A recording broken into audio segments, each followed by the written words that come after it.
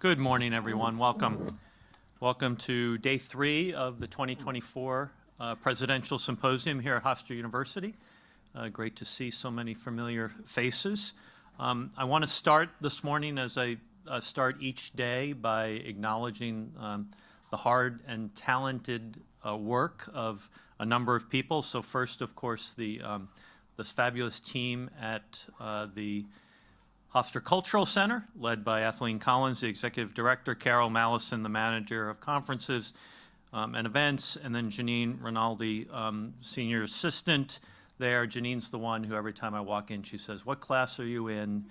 And do you know your professor's name?" So, but in all seriousness, they are the lifeblood of programming here at Hofstra, and they do just a remarkable job welcoming speakers, whether they're internal or external speakers.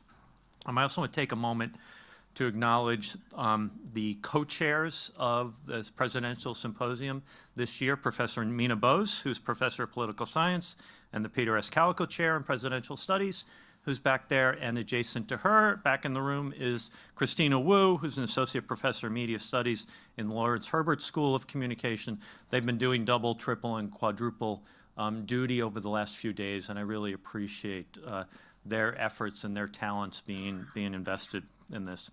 Just a reminder as we get started, a couple of signature events. Well, every event is signature, let's start with that. But a couple to draw your attention to beyond what you'll see in this room today. At 1 o'clock this afternoon, President Poser is giving her State of the University over in the Playhouse during Common Hour. That's followed by a barbecue outside adjacent. I have on good record that the weather is going to cooperate, so hopefully that will be the case. And then tomorrow, I also, of course, want to draw your attention to the keynote in the Presidential Symposium, which is at 2:40 p.m., and just to remind folks, that is not held in this room, but the keynote is in the Student Center Theater. And the topic of that, or the title of that presentation, is The Power of Identity in American Elections. And our keynote speaker is Professor Liliana Hall Mason, who's the SNF Agora Institute Associate Professor of Political Science at Johns Hopkins University. Her lecture really is designed to address a number of questions, including how can higher education work to reduce political polarization, as I said the other day, just very simple, easy to address problems that are facing contemporary society and higher education. Today, we're going to hear from a diverse group of faculty across campus. Later in the day, there'll be presentations from the Zarb School of Business and the Herbert School of Communication, collaborating in very much an interdisciplinary way, looking at public relations, marketing, branding of political campaigns and political candidates in contemporary society, which has changed markedly since the days, certainly when I was growing up, in very traditional marketing of candidates and campaigns. Also, the School of Education is leading a session that's going to explore the impact of higher education policy, and in particular the role of campus leadership and student affairs as states within the United States are asserting their control over things like academic curriculum, challenging academic freedom, college affordability, reproductive rights, just to name a few, again, of the many heady issues. And the day will close out with the School of Nursing and Physician Assistant Studies to examine healthcare policy in the context of the election, the presidential election. And there, certainly there are policies related to access, LGBTQ+, access, gender-affirming care, abortion rights, and mental health. So a very full day. The full day is starting with a very exciting topic, and so I'm thrilled to kick off today's panel, which is titled Theater is Politics and Politics is Theater, a uniquely Hofstra University experience and so perspective. And so I'm very pleased to introduce Iona Pierce, who's the Associate Professor of Drama and Dance and Chair of that department, to kick off this symposium session panel and to introduce her two colleagues. Iona, turn it over to you.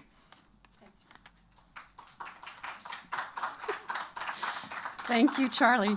Hi, I'm Ilona Pierce. Yes, I am the current chair of the Department of Drama and Dance. My specialty within the department is in voice and speech for the actor, okay? So the curriculum that I teach over 2 years includes breathing, sound production generally, resonance, producing high-intensity sounds, expressiveness, stage dialects, and speech sounds. That's what I cover in a 2-year curriculum. But ultimately, like I say to my students all the time, every semester is about training your ear.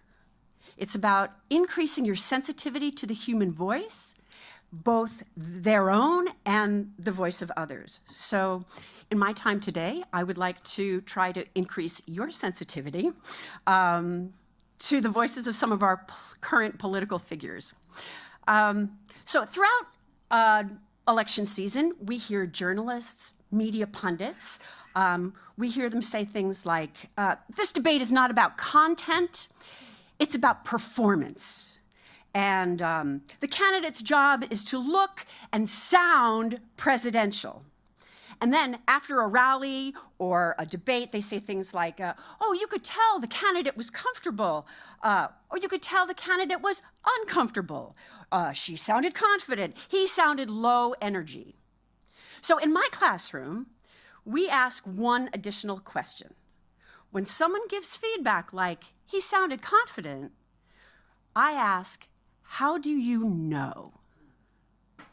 What did the performer do that makes you say that? So when I teach expressiveness, I use, big reveal, Edith Skinner's 5 elements of prominence. They're up there. So Skinner broke down the musicality of the human voice into 5 elements: volume, inflection, pitch, tempo, and articulation. And these 5 elements are always present in everybody's speech. And how we use them informs our audience beyond the content of what we're saying. How we say things is just as important as what we say. So to keep somebody's attention, actors and politicians use these elements, changing them, shifting, and surprising the audience. But there has to be a logic and a cohesiveness between the content and the expression. Otherwise, you could end up scaring somebody. So if all of a sudden I started shouting, you would say, oh, that doesn't make any sense, right? Or if the content and the expressiveness don't fit well, we start to listen to the expressiveness and lose track of the content, and that's no good either, right? In general, we are the most animated and expressive when we feel comfortable, when we're relaxed, during moments of big emotion like anger or frustration or joy, or as I tell my students, if you've had a couple of drinks.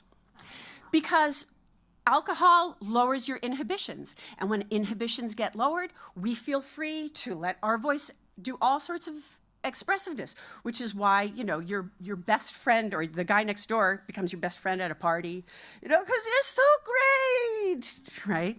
He doesn't, because she was Indian all the way, and then all of a sudden she made a turn and she became a black person. Just to be clear, sir, do you believe that I think somebody should look into that too when you ask continue in a very hostile, nasty tone. It's a direct question, sir. Do you believe that Vice President He also frames those hostile, nasty. He uses those speech sounds to make the words hostile and nasty. And in this last little bit, she asks about Harris being a DEI hire. He doesn't have any idea what she's talking about, and his voice just flattens. It goes at kind of the same speed, the same pitch, and it's pretty dull. Here we go. Harris is a DEI hire, as some Republicans really don't have know. said. I mean, I really don't know. Could be. There are some, and there are plenty. I know this lady right over there, Harris, is a fantastic person who just interviewed me at length, and we had a great interview, I think, and I heard you got very good rating. So we're going to leave Donald Trump behind because I would like to shift now to give you some example of women in politics. Today, we only have time to touch on expressiveness, but I would like to take a little side road to quickly talk about resonance and overall pitch, specifically for women in politics. So studies show that women's voices, the overall pitch of women's voices has dropped in the past 50 years. So that's not due to evolution, right? It's the changing place of women in society. When I first started teaching, most of my female students pushed their voices higher and higher than their natural apparatus wanted to be. And then 15 years after I first started teaching, my female students were pushing their voices down, trying to make themselves sound, make their voices lower. So Margaret Thatcher was Prime Minister of the United Kingdom. And she was always of Indian heritage. Stop. Here we go. Margaret Thatcher was Prime Minister of the United Kingdom in the 1980s, and she faced a lot of sexism. So here is Margaret Thatcher in 1960. Listen to how high her voice is. Doing precisely what you are doing. There's been universal praise for your performance yesterday. Talk of the front bench. How do you feel about that? Well, I think we'll just try to be a very good backbencher first. Certainly until these two are a little older, I couldn't take on any more political responsibilities.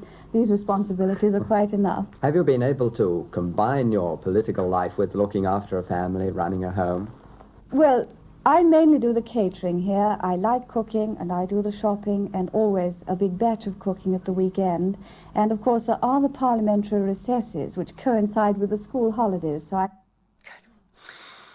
So Margaret Thatcher was not a feminist, but she knew she had to sound more like the men she was leading. There's a rumor that she had a vocal coach, but this is not true. If it were, the coach should be fired because what she does to her voice is actually really kind of damaging. Here are some clips of her from 1979 to 1990, and you can hear how she has lowered her voice. Chairman, Mr. President, ladies and gentlemen, I stand before you tonight in my red star chiffon evening gown, my face softly made up and my fair hair gently waved. The Iron Lady of the Western world. Where there is discord, may we bring harmony. Where there is error, may we bring truth. Where there is doubt, may we bring faith. And where there is despair, may we bring hope. And to all the British people, howsoever they voted, may I say this: now that the election is over, may we get together and strive to serve and strengthen the country of which we are so proud to be a part. To those waiting with bated breath for that favourite media catchphrase, the U-turn, I have only one thing to say: U-turn if you want to.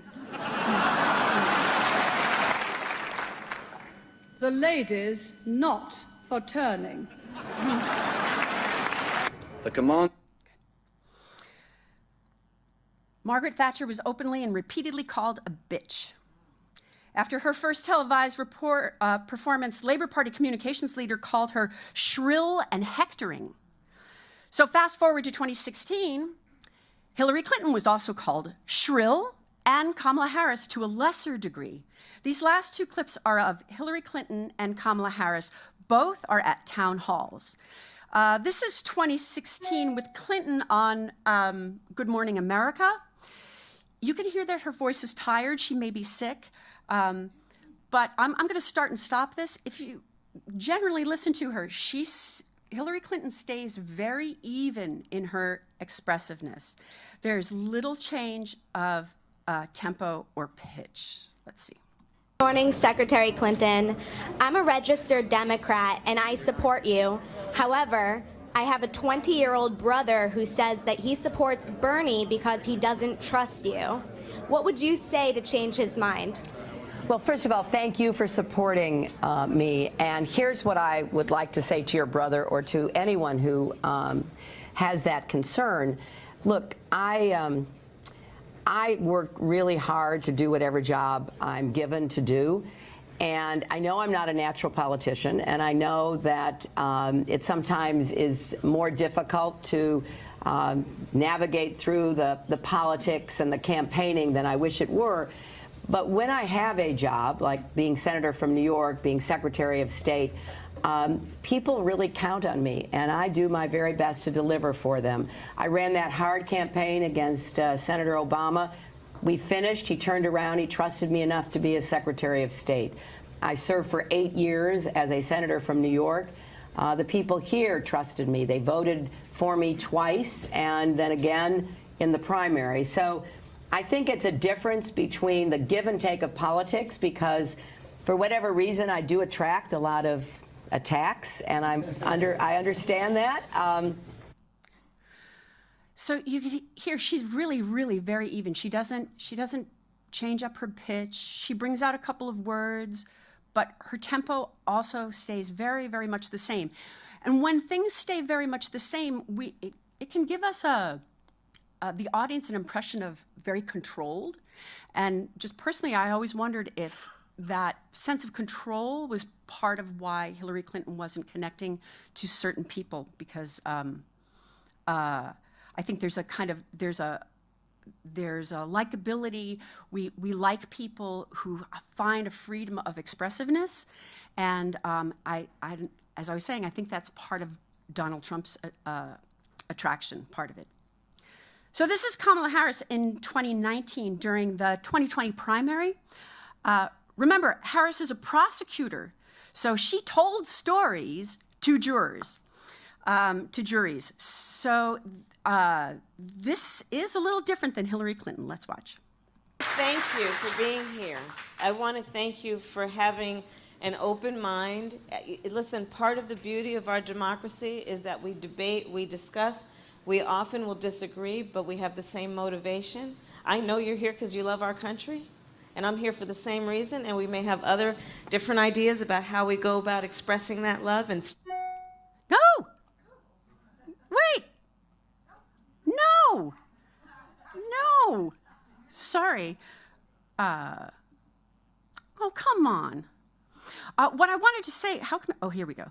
Thank you for being here. I want to thank you for having an open mind. Listen, part of the beauty of our democracy is that we debate, we discuss. We often will disagree, but we have the same motivation. I know you're here because you love our country, and I'm here for the same reason, and we may have other different ideas about how we go about expressing that love.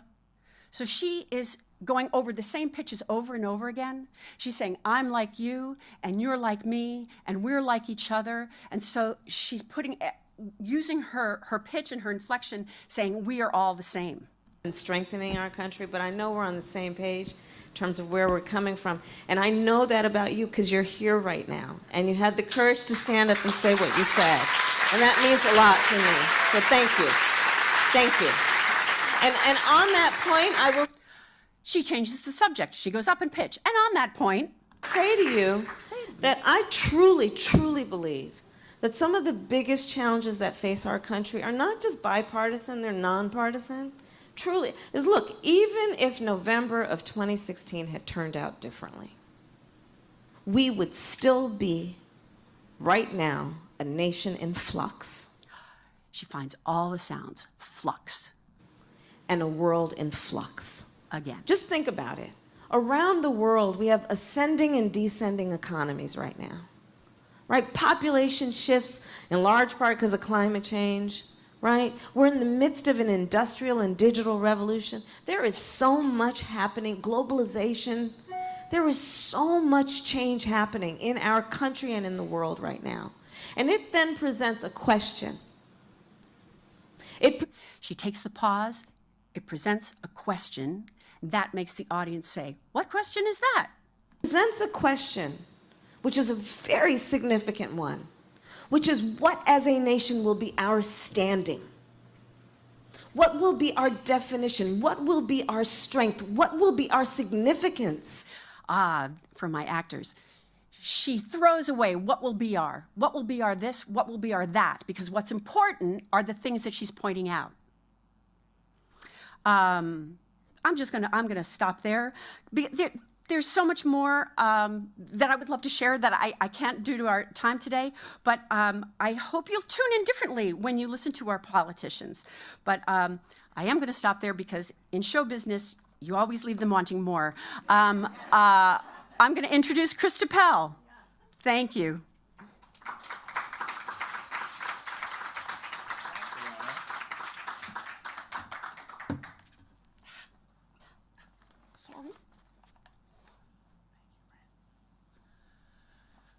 Good morning. Now I'm going to be incredibly self-conscious up here as I speak to you. Not that I wasn't already coming in, but here we go. I'm going to read my remarks today. I started taking notes and I was going to speak off the cuff, but I knew time was limited and there were some things that I really wanted to get to. So I hope you will understand and accept that I'm going to be doing that. So I will stay as engaged as I possibly can, especially with such lovely faces out there. All right, so theater as politics and politics as theater. I think we can safely guess that the advent of politics in theater can be placed as early as the idea of theater itself. Not all theater, of course, deals with politics with a capital P, what we think of when we call something a political thriller, or talk about someone as having an interest in politics because they watch a news network of their choice, or have a ticket's logo decorating their lawn. And therefore, maybe I'm moving into territory beyond the intentions of this symposium. But since I was invited to speak, I'm going to speak my piece, and I hope that you will allow me a little room for exploration. So as I say, not all theater deals with politics with a capital P, but I feel pretty comfortable stating that it does deal with politics with a small p. Theater and politics are most definitely about the sharing of ideas, and most often about the sharing of ideas on how we behave and negotiate with others in a society. It helps us explore how we behave when we are trying to coax the rest of the herd, or maybe just ourselves, to head down the trail we think is best. It encourages us to question our own actions or inactions, to find our people, and to come to an agreement on when to follow and when to break off in a new direction. And no topic is too big or too small. Theater can explore the boundaries of acceptable and unacceptable behavior in the dog-eat-dog world of real estate, examine the navigation of developing partnership or marriage, or investigate the personal choices at the end of a life and how we maintain self in the face of utter powerlessness. Next semester here at Hofstra, we're doing a production of Euripides' The Trojan Women, a play about how the victors of a war, in this case the Greeks, treat the vanquished, the Trojan women specifically, because all the men have been killed, and even many of the male infants, and how the vanquished bear up as they are marched inexorably toward enslavement. Fun stuff? No. Compelling? Yes. Political? Most definitely. Euripides, an Athenian himself, wrote it in response to the siege of Melos of a year earlier, in which the Athenian army sacked the Isle of Melos, killing the men and enslaving the women and children. He then produced this play for an audience of other Athenians.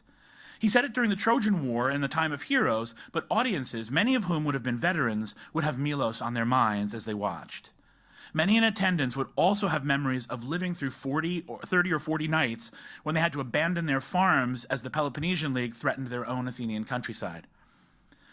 Euripides is seeking empathy with the Trojans, or the Melians, connecting the actions of the Greeks of history with the Greeks of today. And if you know any Greek mythology, things did not go well for Agamemnon, Menelaus, or any of them once they left Troy, once they had Troy in their rearview mirrors. So he's asking, how will we be judged? And hoping it will lead to a deeper conversation in pursuit of the question, knowing what we've done, how should we proceed from here? And this isn't just a coincidence. Here's another example. In Greek mythology, at least as related to us by Homer, we all know the character of Oedipus, king of Thebes, who unknowingly murdered his father and married his mother. But we probably know him best as the title character of Sophocles' Oedipus Tyrannus, or Oedipus Rex, or Oedipus the King. But what sets the play apart from, to the best of my knowledge, all other tellings of that story is its focus on the effect of Oedipus's actions on the populace of Thebes. They are being punished with a plague because their leader has defiled the sanctity of his family and is responsible for his actions even without premeditation. The important part of this is that when Sophocles wrote this play and rebuilt Oedipus as the cause of a great plague afflicting the people of mythological Thebes, the people of Athens had just emerged from the first wave of a devastating plague of their own, the plague of Athens, that had already claimed the life of their beloved ruler Pericles, and over the next 5 years would ultimately claim 1/4 to 1/3 of Athenian lives. So Sophocles was writing to an audience who knew firsthand the effects of plague, who had suffered with it for a year and feared its return. This audience, having suffered the death of Pericles, now knew the devastation and chaos that can come under lesser rulers. So when the ill-fated Oedipus heroically steps down for the good of his people, and the officious and practical Creon takes the crown, the audience is well aware of what is in store. Sophocles' Oedipus Tyrannus is not simply the story of a man, but of a populace living, dying, and coping with the actions of powerful men in the face of a public crisis. It is, like all good plays, not just characters, but ideas in action. They speak to truths of the human condition. The loss of a good leader is always mourned.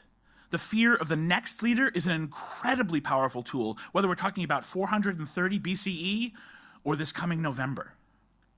And because of this, plays don't just speak to a particular time and place. They speak to the ages, and they speak again and again. In doing a production of Oedipus today, we would all feel the immediate circumstance of a populace seeking help in the face of a plague quite differently than we would have just 5 years ago. In fact, on March 26, 2020, the Los Angeles Times published an editorial entitled "President Trump versus Oedipus Rex. Leaders Reveal Themselves in Times of Plague." It isn't hard to guess what that article is about, and what you are guessing is exactly right. Oedipus Tyrannus and the Trojan women are still speaking to us today and asking us how we proceed from here. And they are by no means the only examples. In fact, let me tell you about Brian Dories and the Theater of War. Do you know who they are? Well, let me tell you about them. Dories is the artistic director of Theater of War Productions, a social impact group that performs in partnership with such organizations as the U.S. Department of Defense, the National Institutes of Health, the United Services Organization, the New York City Department of Cultural Affairs, the Department of Veterans Services, universities, museums, theaters, veterans organizations and advocacy groups, homeless shelters, prisons, hospitals, mental health facilities, and activist groups. Wait, am I still talking about theater? What they do is organize readings of primarily Greek tragedies, but also modern and contemporary works to inform town hall discussions with various groups. For example, they might be invited by a hospital or medical center to do readings from Sophocles' Women of Trachis and facilitate a town hall-style discussion of end-of-life issues with an audience of patients, families, and palliative healthcare professionals.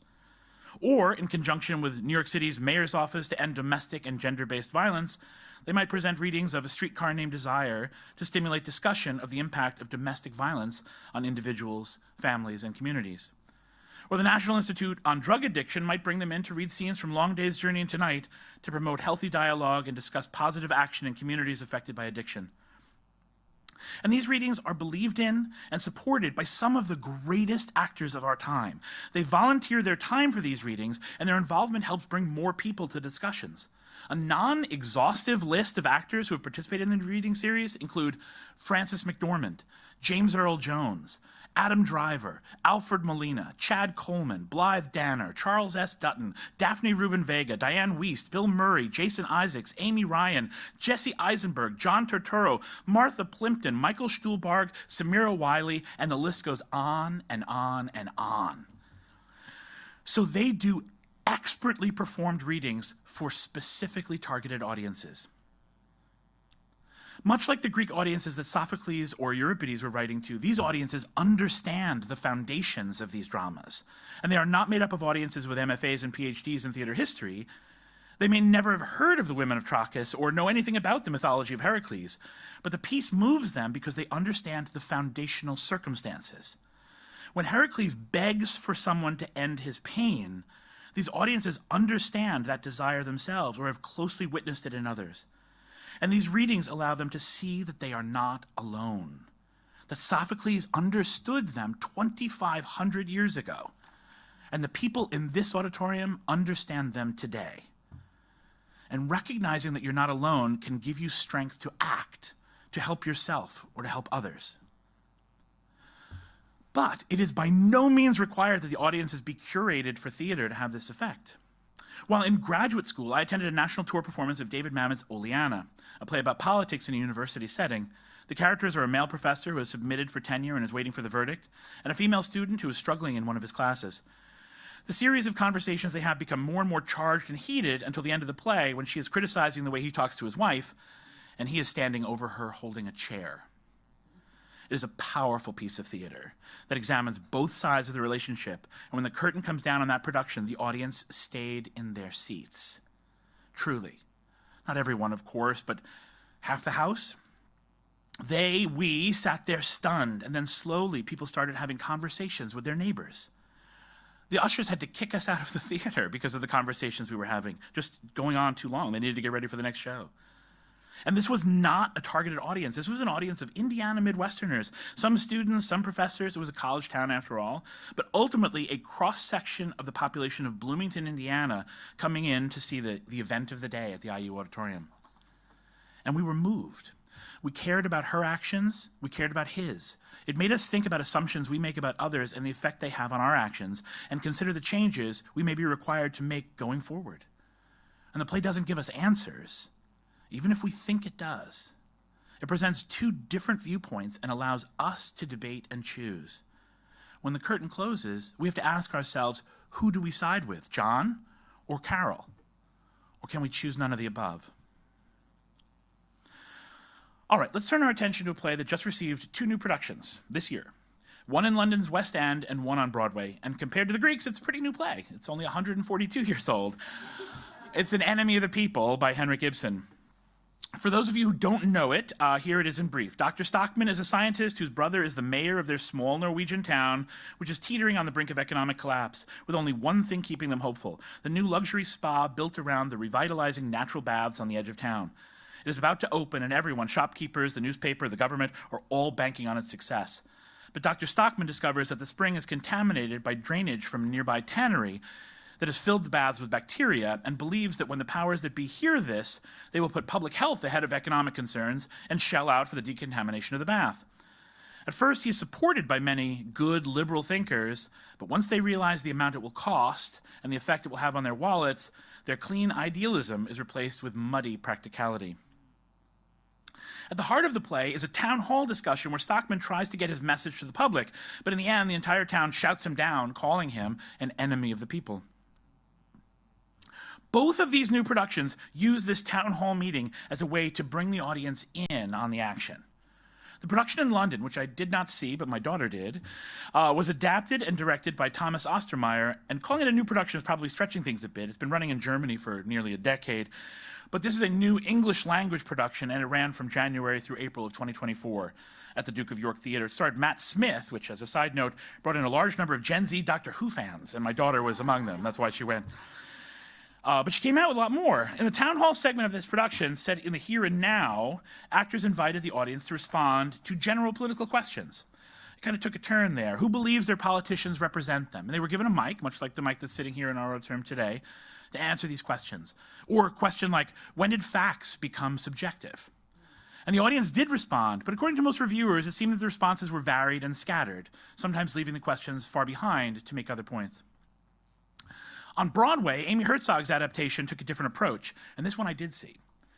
In this production, directed by Sam Gold and starring Jeremy Strong, who won the Tony for his performance as Dr. Stockman, the play retained its 19th century setting and all the details of the original play, but it absolutely underlined the current crisis of climate change. The posters depicted the cast underwater. In the lobby, in addition to selling t-shirts and mugs that we see in other theaters, they had many climate change books for sale, including Greta Thunberg's The Climate Book. Although the play did not speak one word about climate change, it was very clear what the message was, and we were involved the minute we stepped into the lobby. The town hall segment also strove to bring the audience into the action. There was technically no intermission, but a pause in which some audience members were invited to sit on the Circle in the Square stage with the performers, who remained in character the entire time. And everyone of age was invited to partake in a little drink of Linné Aquavit, a Norwegian potato liqueur. The town hall was then played with the house lights up, and although no one ever handed out a microphone or asked a pointed question, we absolutely felt a part of the action. And although the lines indicated that anyone could stand up and speak, we were asked to in the play, in the script, and I was tempted, the tone of the piece kept us in line. Due to the Circle and the Squares theater and the round configuration, we could all look each other in the eye, and we felt the nervousness that comes with being in the middle of an argument, and all of that kept us from speaking. So it made us complicit in the verbal stoning of Stockman at the end of the scene, and that hit home. Now, they say that all politics is local. Now, I think that theater believes that with its whole heart. It isn't trying to right all wrongs in a single gesture or even reach all people at once. It's about touching and moving one small group of people at a time in a very personal way. And we thespians hold it sacred that no one should ever leave a theater the same as they were when they came in. Theater should transform them. The Greeks transformed their audience by connecting the past with the present.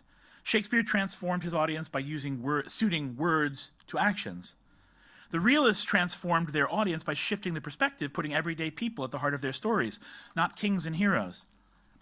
We are now moving, and have been for a while, into a new mode of interaction in the theater, a deeper kind of engagement, putting audiences at the heart of the question, asking them for their thoughts, moving them out of their seats to literally see things from a different angle. And changing perspective changes minds. Changing minds changes the world. Theater, by nature, is political. It shows us who we are, who we have been, who we want to be. It allows us to prepare for the future by playing out scenarios that terrify us, inspire us, and excite us. And it can affect change in the world, personally, socially, and yes, even politically. And this time, I do mean with a capital P. Thank you. I would like to now introduce Dr. Maureen McFeely. Thank you.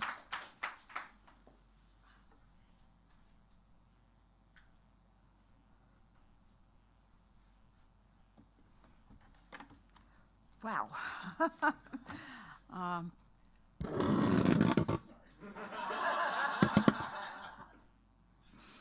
Okay. Wow, guys. Chris said I'm the anchor. I hope I'm not going to drag everybody down. Well, last night, as many of you know, I just retired, and like many retired couples, my husband and I watch the PBS NewsHour every evening. And last night, covering the UN, the banner for the PBS NewsHour was World Stage. I had to jot it down. I said, look at that. Here we go. I'm going to talk about Coriolanus, our choice this year for the Shakespeare Festival. Not my favorite play, not many people's favorite play, maybe T.S. Eliot, who thought it was better than Hamlet. Yes, he did. But as I'm serving, even though I've just retired, I've come back to serve as dramaturg for the production. And I must say, I have learned so much. And I tip my hat to my colleagues in the drama department. Although I was officially in the English department, I've been working with the drama department since 1993. And they've made me feel very much part of the department. I tip my hat to you for choosing this play. It is so relevant. It's a difficult play. But as I got into it, I just was gobsmacked. I've only taught it once, and that to adults, probably 20 years ago at an off-campus seminar. But when I really got into this play, I was just constantly amazed at what Shakespeare knew about human nature. And that's what he sees. Obviously, Shakespeare did not have a chance to vote for the king or the queen. And it happened that there was a new king on the throne after many years of Shakespeare's community knowing the old queen who reigned for so many years. This is a cold play. It has an unsympathetic hero, unlike Kamala Harris, who was pointing out how much she was like her audience. Coriolanus comes on with the most obnoxious opening line of any Shakespearean hero, yes, as he calls the plebs curs and are you going to scratch the itch of your opinion and make scabs? I mean, he's just absolutely not a good politician. His actual line is, "What's the matter, you dissentious rogues, that rubbing the itch of your poor opinion make yourself scabs?" Hardly a way to endear yourself to a community. This play is, as one critic said, Shakespeare's pan to the monumentally inept public relations. What is so fascinating to me, number one, is that this is Shakespeare's most political play. It is about having to ask for votes. Shakespeare never uses the word vote. He uses the word voice. I want your voice. I need your voice. I deserve your voice. Give it to me. Okay? The word voice occurs 48 times in this play. Later, we also hear tongue and breath. In one scene, voice occurs 32 times. I have been sending my little political contribution this year is to send out postcards reminding voters. This is one of the postcards that I purchased. Your vote, your voice. And here we have Shakespeare, who couldn't vote for anything, but he knew what a politician needed to do to earn those votes. Coriolanus does not believe he needs to earn votes. He believes that he deserves the votes. I've been watching there are two good productions, the Ralph Fiennes movie, which really cuts the play because it's a movie, and I've been watching the Dunbar Warehouse production with Tom Hiddleston. And one of the things he does, we've been talking about how to indicate who votes, who doesn't. One of the things I thought was very well done was the plebs, the citizens, come with a piece of red paper, and Coriolanus grabs them as they come up with the paper. He grabs them because he deserves that vote. Well, that's not the way to get elected. By the way, I should back up for those of you who don't know the play, and I understand most people don't know the play. All right. So Marcius, who becomes Coriolanus, is a great general. He is not meant to be a politician, but he has political operatives who shape him or try to shape him. Most notably, his mother, Volumnia, and his sort of stepfather, godfather, Menenius. And it is so amazing to see how Shakespeare knew that, how Shakespeare knew that to be a politician meant, to be a successful politician, meant to be a successful actor. In Measure for Measure, he mentions that the Duke says, "I love the people, but do not like to stage me to their eyes. In Richard III, and most people know Richard III, right? The Humpback King, although once we did Richard II here, and I was sitting behind two people I knew from my hometown, and they said, wait a minute, I thought this was Richard III, but it was Richard II. They were like, wait, where's the Humpback King? I don't know. But in Richard III, Richard follows the directions of his political shapers. He wants to become king. He needs to persuade the people of London, the citizens of London, not to object to the fact that he is going to surpass his nephew. And Buckingham tells him what to do. He sets him up before the mayor of London and the people of London. After Buckingham has had no success priming the citizens to proclaim Richard, he sets Richard up to perform. As you said, the speaking is performing. He says, intend or pretend some fear. Be very, you don't want to do this, right? Be not you spoke with, but by mighty suit. They're going to have to beg you to do this. Look you, get a prayer book in your hand. Ooh, Bible. Stand between two churchmen. Be not easily won to our requests. It's all staged.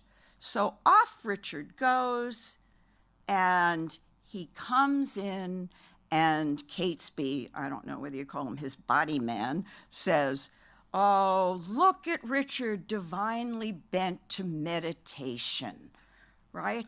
Here he is, he comes in, reading on a prayer book. He's between two churchmen. And then Richard's speech is full of humility. Alas, why would you heap this care on me? Will you enforce me to a world of cares?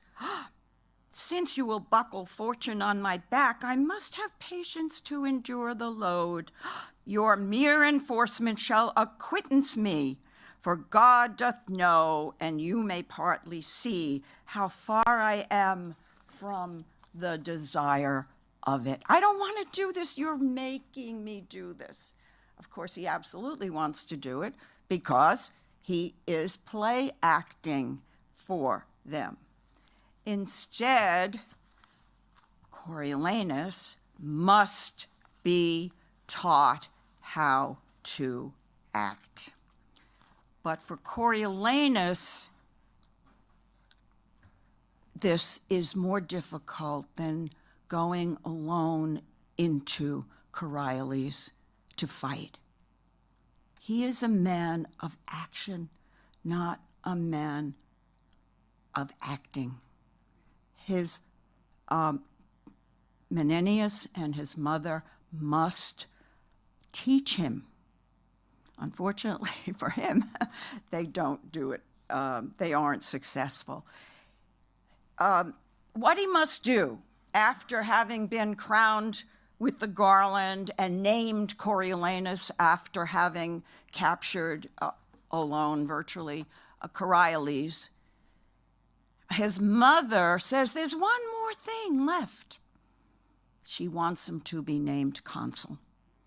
He does not want to do it because in order to be named consul, he must ask for the voice of the people. He says, and he must wear the gown of humility. He must go into the marketplace dressed in whatever the theater costumer decides should look like a gown of humility. And he must show his wounds to the people, to get their vote, to deserve their vote. He says, I cannot put on the gown, stand naked, and entreat them for my wound's sake to give their suffrage. It is a part that I shall blush in acting. He knows it's false. It's, for him, it's hypocritical flattery is false-faced seeming, right? Importantly, he says, would you, to his mother, would you have me be false to my nature? Rather say, I play the man I am. Of course, we're constantly finding out who that politician is in real life behind the facade, right? For Coriolanus, acting is feminizing. It's going to make him not a man, because a man is one who sheds blood, but a woman, a eunuch. Let me see if I can find that for you.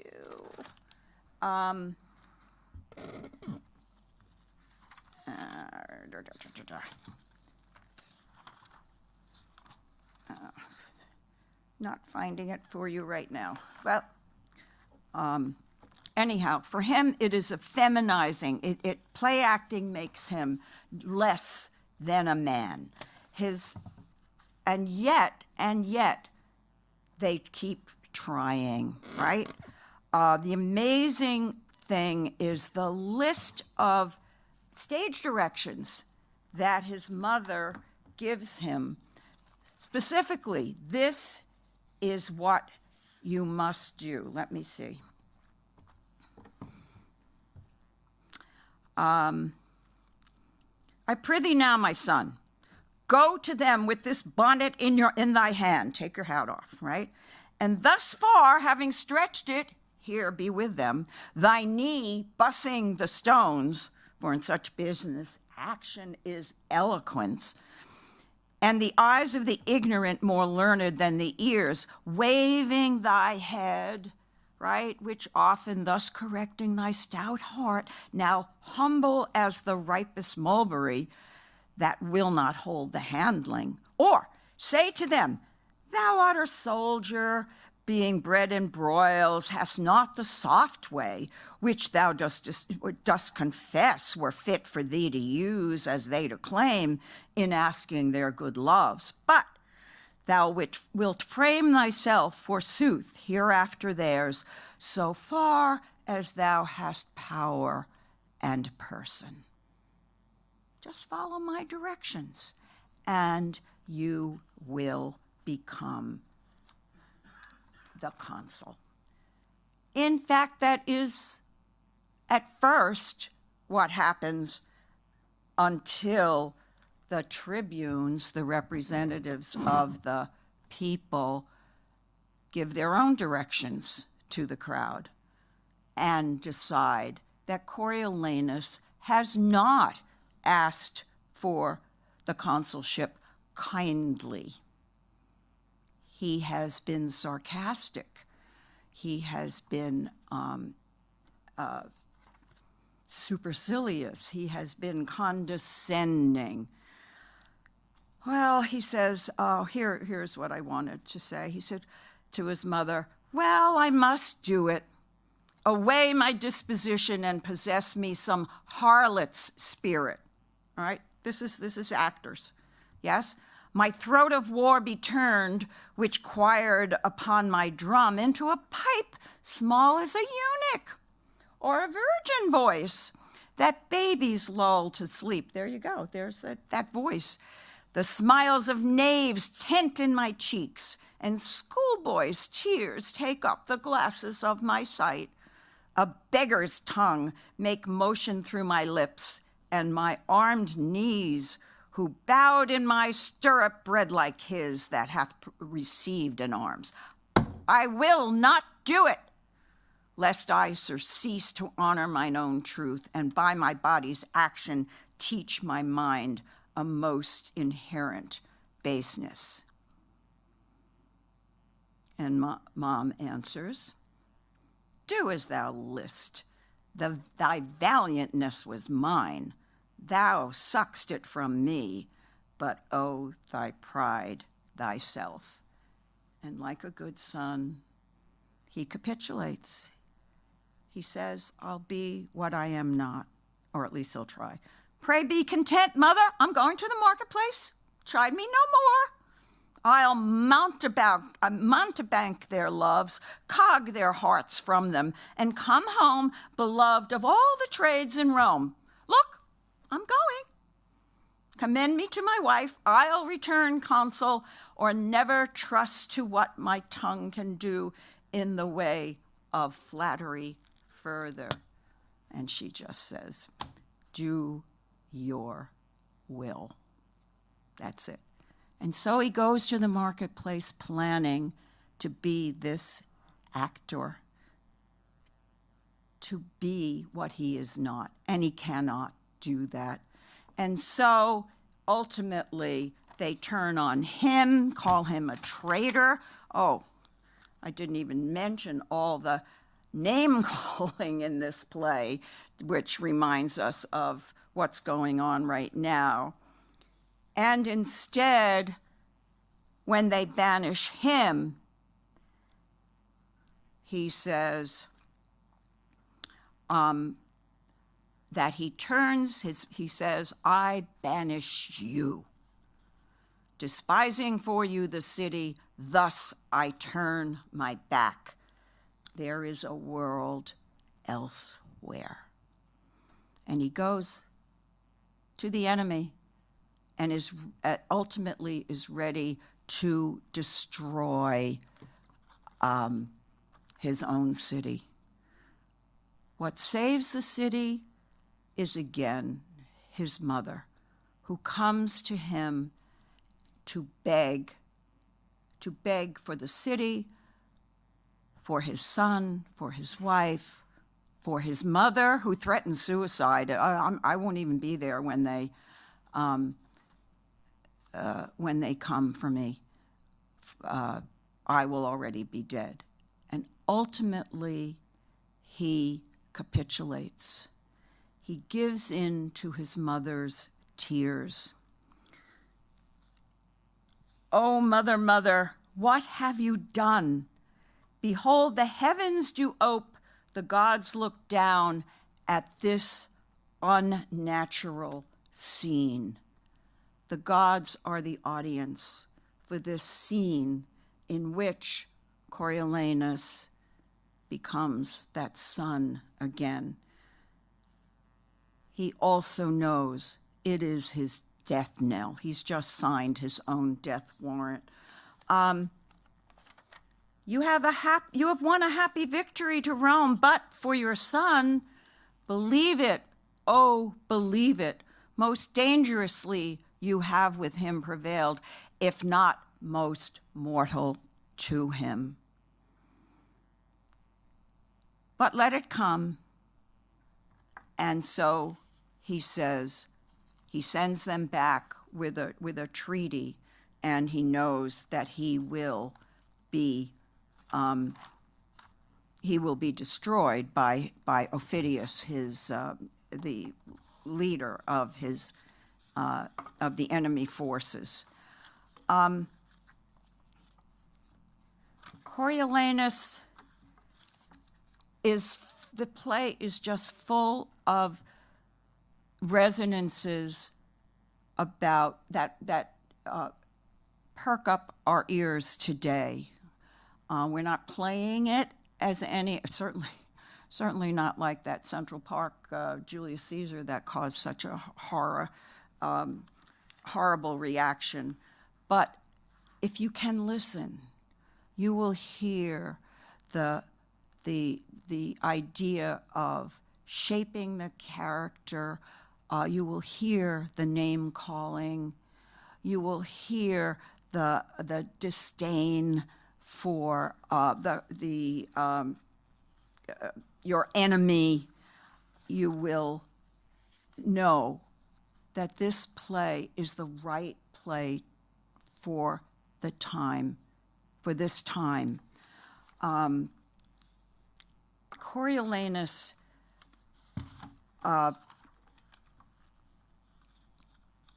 is a great general. He should never have been pushed into a situation where he was pushed to be a politician. He doesn't know how to be the politician. And in many respects, Rome is saved from a man who would be a tyrant. Aristotle said, "He that is incapable of living in a society is either a god or a beast." Coriolanus is a thing of blood, but he's also a god. He is their god. He is their Mars. He is not part of the community. But yet, as Cleopatra says, I do not like but yet. But yet, Marcius returns to being a son. He listens to his mother, and although he condemns himself by doing that, he saves Rome. I think yesterday at the UN, President Biden spoke of sometimes we have to make choices for our country over ourselves. And as difficult, as hateful as Coriolanus can be in the play, he's so unsympathetic, yet at the very end, he chooses family and Rome, knowing that it is mortal to him. Thank you.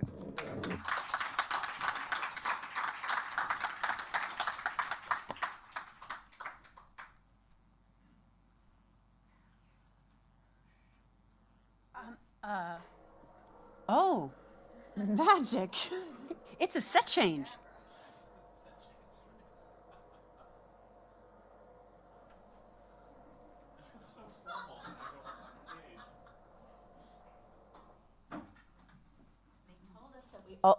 They told us that we always have to talk into a microphone. Does anyone have any questions? I'm playing moderator too, since they're only. Does anyone have any questions, comments? Did we trigger anything you're thinking about? Yeah, Lena. Yes, thank you, all three of you. It's been so instructive to bring voice and literature and plays into politics, and seeing that back and forth. I have so many. I feel like I think of nothing but the presidential race, and yet you've had me think of it in new ways, and especially appreciate you doing it at this time slot. Let me just say, we really appreciate, neither Christina nor I teach at this time, and we so appreciate you doing this. We're grateful it's being recorded so we can share it after, because this has been really insightful. Question, it really starts with your presentation, then builds on, and then continues with the other two. We've spoken, three of you have spoken a lot about expression and voice, tone, and we know, we've learned from you how important language and the way language is presented is for the audience. But our political candidates today don't seem to pay a lot of attention to that, or have evinced kind of a lack of interest, and that's a change. I mean, someone like John F. Kennedy was not a good speaker when he started in the House and had to develop it. We know that this is a skill. Obviously, in a democracy, we don't get to tell candidates what to do, but I'm just curious, looking at both Trump and Harris, but maybe also at Vance and Waltz, who will have their one debate next Tuesday. What recommendations you might make for Harris and Trump on the campaign trail? I think the vice president is going to be in Pittsburgh soon, and is going to make a speech on the economy. It doesn't look like there will be another presidential debate. But recognizing that they may not watch this panel, but this is kind of what we do, right, is to kind of look at, so just based on that, I know you were focused on the presidential candidates, but if you would also say something about the vice presidential ones. So, big question. Oh, I would tell them to all hire a vocal coach. I teach from 2:20 to, and I'm chair, but I could fit it in with the rest of my schedule. From a very technical point of view, this is the thing that pops into my mind, is that you heard in that clip of Hillary Clinton, clearly her voice was tired. We've heard Walz lose his voice. Bill Clinton used to lose his voice all the time. His voice is quite damaged, and Harris has lost her voice as well. And it's part of it is because they're not trained, because speaking is an athletic. I mean, you really have to be an athlete to sing or to speak, especially for long periods of time. And the mics, it doesn't really matter all that much.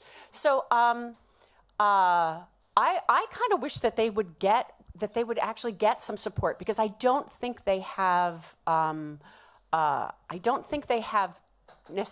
They have coaches to tell them how to deliver things, but I don't think they have the kinds of things that we certainly teach in the theater. That's really kind of extensive. But I don't know that they can afford me. I'm like, that's not true. I'm pretty. What I would say is something that we tell our students all the time, is that they take a sequence of classes with us. They take an acting class, a voice class, and a movement class all at the same time. And we always are reminding them that those classes go hand in hand, that it is not 3 different classes. It is just 3 different people who are focused on different parts of the exact same thing. And as teaching the acting component, what I would say is that all of the skills that we gain from all of those things can be used to obfuscate, right? To really hide behind whatever it might be. But at the same time, the thing that's going to read the best is when it is being used to enhance what you have within you to begin with. So the fact of the matter is, I think one of the reasons that we see Trump do as well as he does, saying some of the crazy things that he says, is because he's authentically him. And we see that, and we read that. And I think that a lot of people are just it's just such a breath of fresh air that they're not trying to look around the corners or peek behind the curtain and see that Great and Powerful Oz is really just, Mr. Marvel or whatever his name is. And I think they see that with Trump, and they'd rather get what they see with all the skill that he has as a speaker as well. And I think that if the other candidates would listen to that as well and just be authentically them and use these skills to be able to get it across. In the same way that this microphone is making my voice louder here, so that everybody can hear it. Yeah, that's what I would say. Yeah. Can I just add one other thing about the loss of voices? Because when that happens, it makes us feel like these people don't have. It's like a sign of weakness to us psychologically, even though it's not. Right. But if your voice isn't there, and we saw this in Biden too, right? As Biden gets old, you need to speak very, very quietly. And we say, he's low energy, right? Low energy. That we want to hear the voice. We actually want to hear tone coming out of the people who we're trying to elect. Doesn't that speak exactly to the debate, the one debate that President Biden and President Trump had together, in the fact that he was ill, and they told us that, but that's not what we see. I mean, we see lack of energy, we see low energy, we see all those things, which we are now in a totally different election. We are now looking at a completely different ticket because of that. Yeah. Because of that, yeah.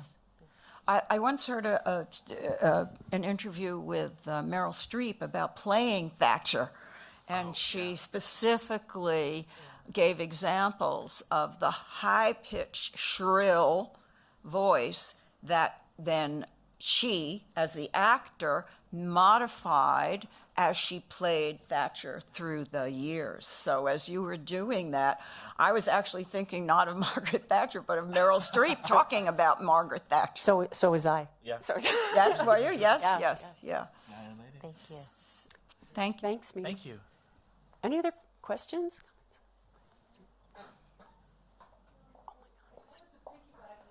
Whoop, oh, wait, what? We're so popular. Okay, hi.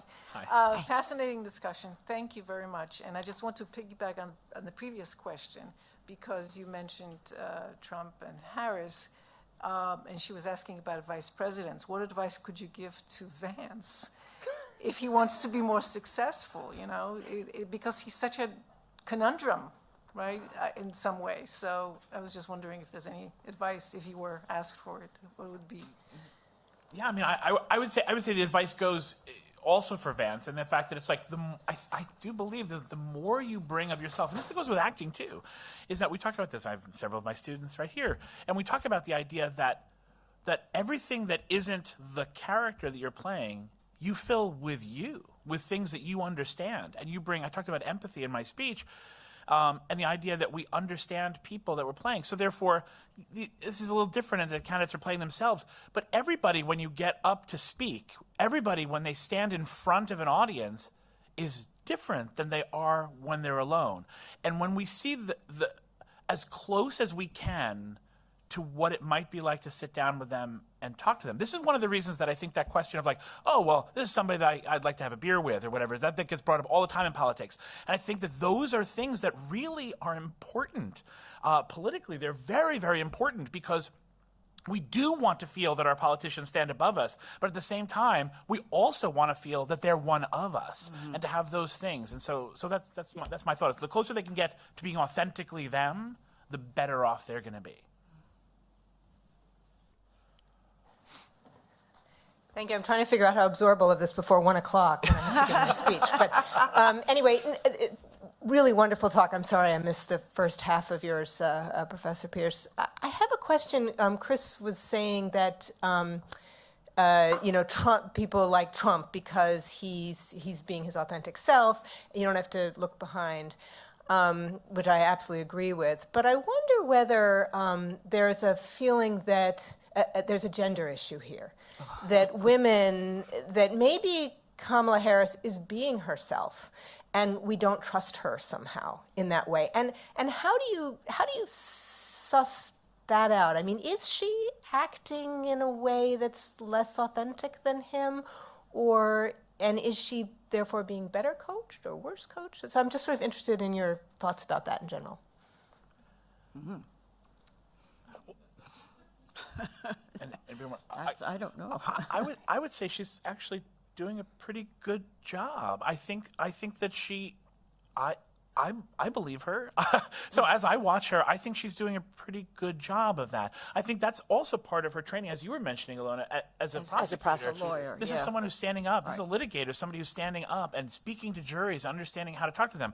And it sounds so manipulative to say that she knows how to talk to people and she therefore can communicate things the way she wants people to see them. But don't we all do that every day? That's what we do all the time. It's just simply a matter of doing it with consciousness and therefore being able to shape it, as opposed to doing it just off the cuff, just organically. I also think, I think that that's one of the things that I mentioned held Hillary Clinton back. And I think it has to be,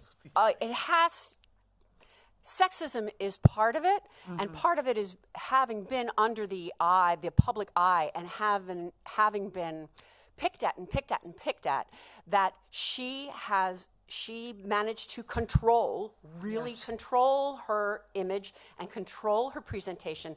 So it was hard for people to see really who she was. And she was called inauthentic. Mm-hmm. That was a real thing. And I would listen, I say, well, yeah, but to me, she just seems controlled and she's protecting herself.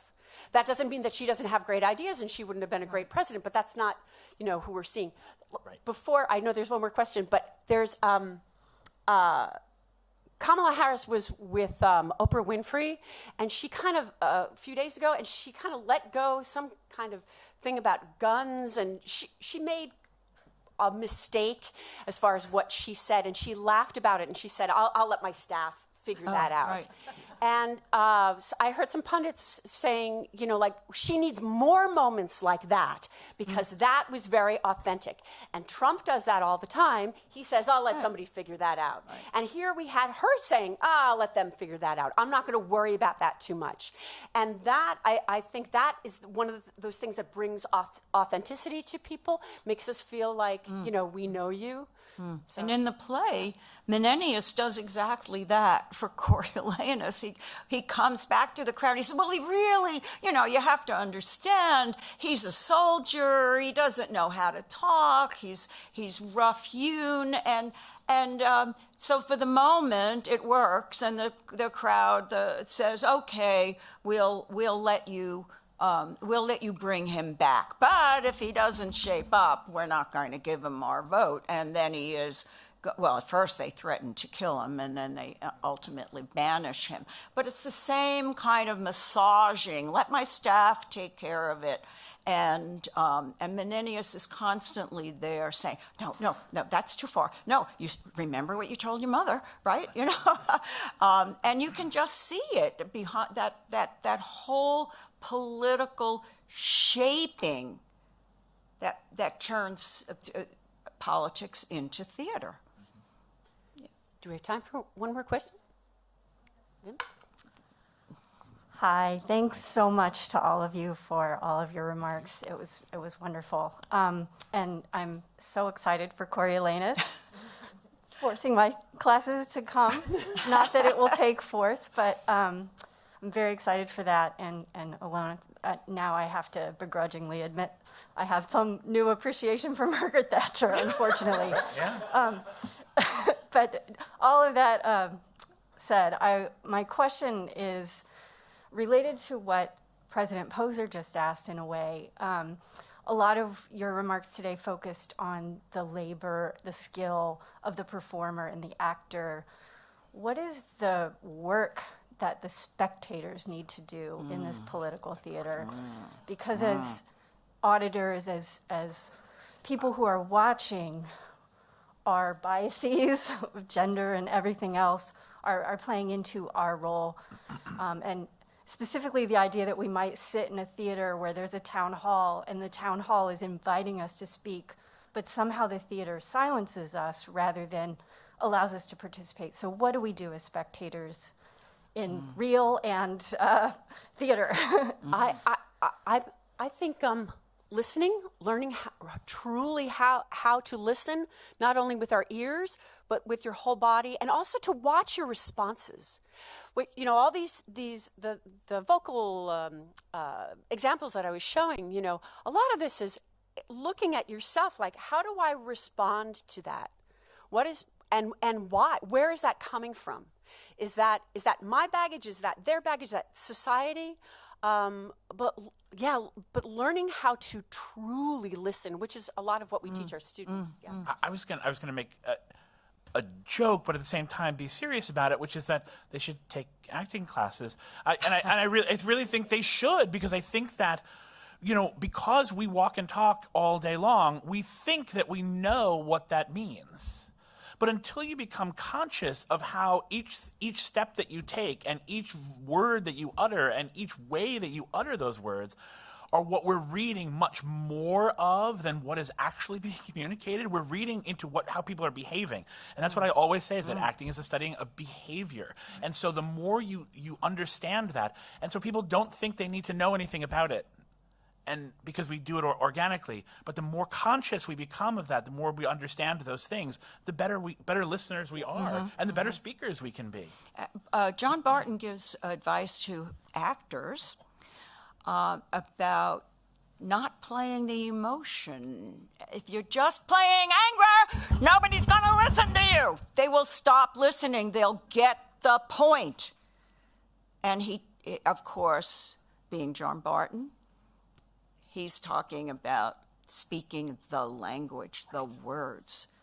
Don't just say, oh, I know, Coriolanus is being condescending here. No, you've got to look at the words, and the audience has to understand the words. And because he says the audience will simply stop listening if you just go for the emotion. Thanks, everybody. That's all the time we have. Thank you so much for coming. Thank you. Thank you. This is great.